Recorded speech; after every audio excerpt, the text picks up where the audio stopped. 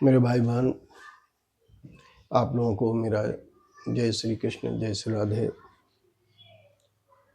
अब श्रीमद् भागवत महापुराण के प्रथम स्कंद के पंचम भाग में हम आपसे चर्चा करेंगे।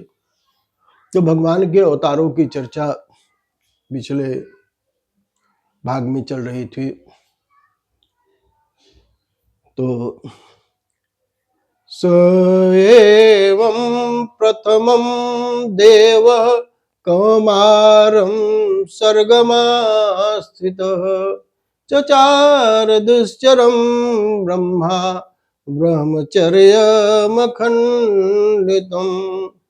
भगवान परम पुरुष ने पहला अवतार सनक, सनंदन, सनातन और सनत कुमार इन चार ऊर्ध्वरेता मुनियों के रूप में उतार लिया और अखंड ब्रह्मचर्य के पालन की शिक्षा इस अवतार में भगवान ने दी। और दूसरी बार ये धरती रसातल में डूबी हुई थी। इसे हिरण्याक्ष दैत्य ने रसातल में ले जाकर के छिपा दिया था।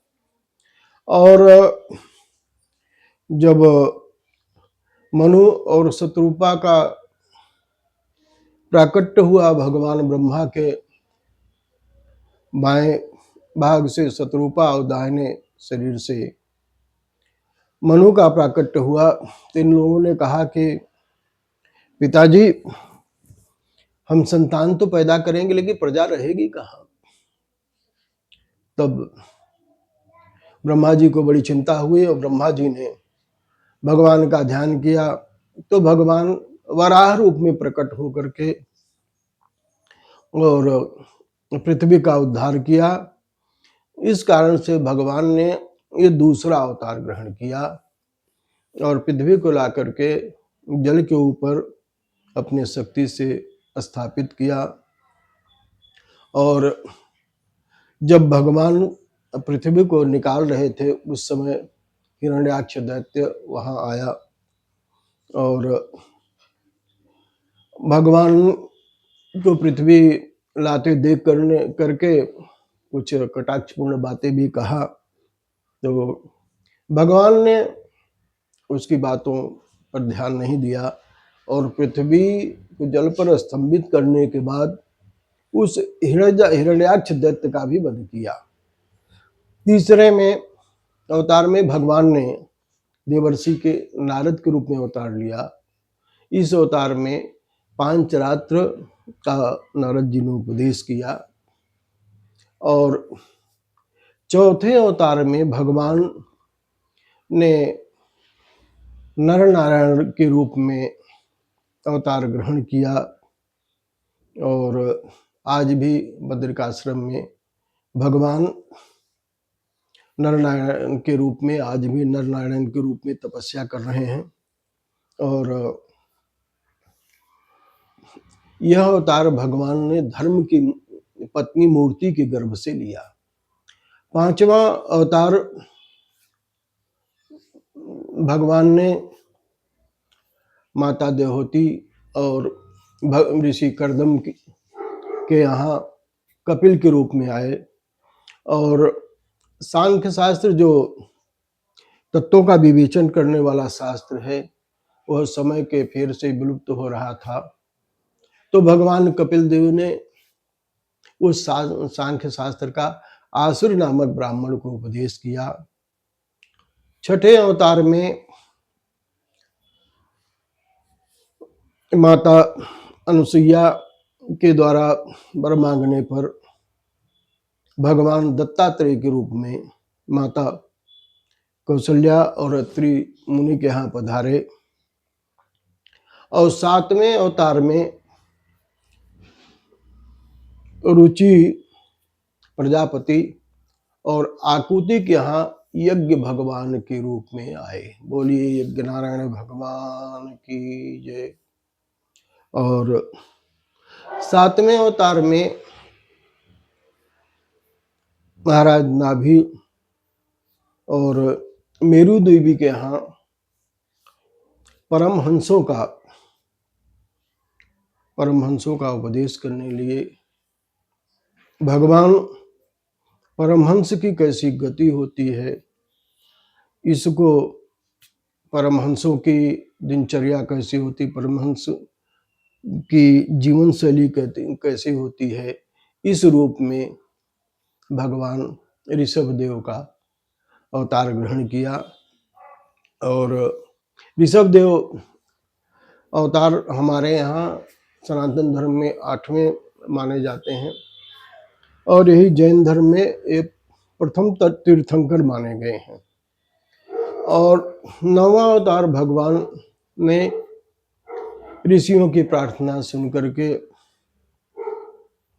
पृथु के रूप में अवतार ग्रहण किया और पृथ्वी का दोहन करके अन्न औषधियों को दुहा और सबके लिए अन्न औषधियों की सुविधा किया, सबको अन्न औषधियाँ प्रदान किया। और इस धरती को जो है भगवान ने अपने धनुष के नोक से समतल किया।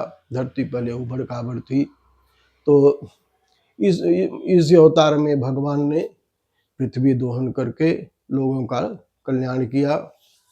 और 10वें अवतार में जब चाक्षुष मनवंतर के अंत में यह धरती जलमग्न हो गई थी, तो समस्त अन्न औषधियों को लेकर के भगवान ने मत्स्यावतार ग्रहण करके आगामी जो है मनवंतर के मनु वैवस्वत मनु को जो है मत्स्यावतार लेकर के मत्स्य पुराण का उपदेश किया। और उसी में पृथ्वी रूपी नौका में ही बैठ करके उन्होंने नौका विहार किया और बासुकी नाग से भगवान की सींग में बासुकी नाग को बांध करके और उस नाव को जो है भगवान चलाते रहे। और उस अवतार में वैवस्वत मनु की भगवान ने रक्षा की। 11वें अवतार में जब समुद्र मंथन हो रहा था, उस समय मंदराचल जो है इतना वजनी था कि मंदराचल जब नीचे जाने लगा तो भगवान ने एक विराट कच्छप का रूप अपने पीठ के ऊपर धारण किया और उस समुद्र मंथन के कार्य को संपन्न किया। और जब भगवान के ऊपर ये मंदराचल जब घूम रहा था तो भगवान को तनिक सुख मिला और भगवान जो है सोए। तो उस समय भगवान ने समुद्र मंथन पूरा करने के लिए यह कच्छप अवतार धारण किया। फिर 12वें अवतार में भगवान ने धन्वंतरी का अवतार धारण किया और समुद्र से अमृत लेकर के निकले। ये भगवान का जो है 12वां अवतार हुआ। और जब भगवान जो है समुद्र मंथन का कार्य चल रहा था, समुद्र मंथन से जब अमृत निकल गया और अमृत दैत्यों के हाथ में चला गया, तो भगवान ने दैत्यों के हाथ से अमृत लेने के लिए भगवान ने परम सुंदर मोहिनी रूप धारण करके और असुरों को भगवान ने मोहित किया और उस अमृत को देवताओं को पिलाया।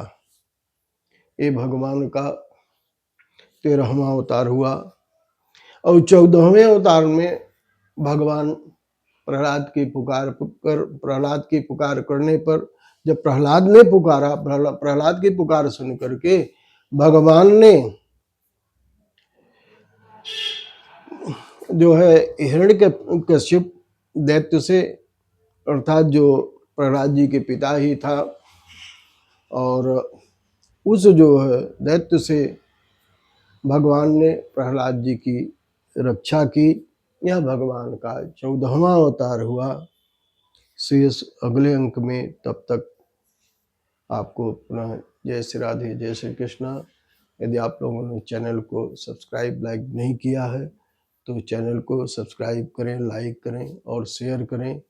और किसी भी भागवत संबंधी जिज्ञासा के लिए आप मेरे नंबर 9827980269 पर कॉल कर सकते हैं। पुनश्च जय श्री राधे, जय श्री